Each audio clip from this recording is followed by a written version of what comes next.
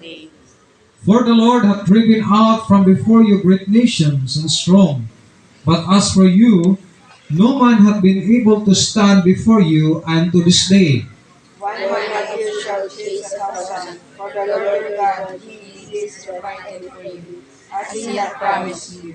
Verse 11, take good heed therefore unto yourselves, that ye love the Lord your God.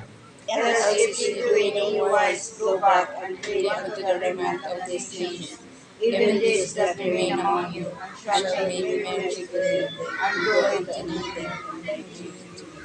Know for a certainty that the Lord your God will no more drive out any of these nations from before you, but they shall be snares and traps unto you, and scores you in your sides, and thorns in your eyes, until ye perish from off this good land which the Lord your God hath given you.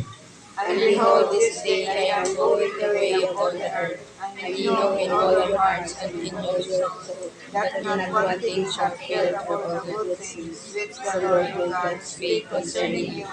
All are come to pass unto you, and not one thing hath failed thereof.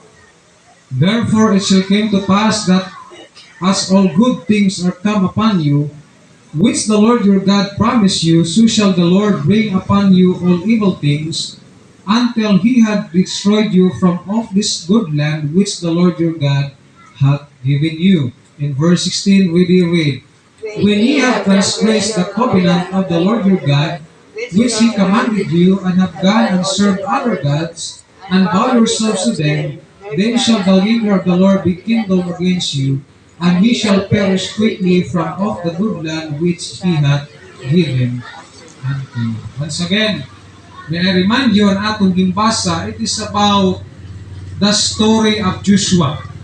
Okay? Istorya niyang kinabuhi ni Joshua para gingamit ang Ginoo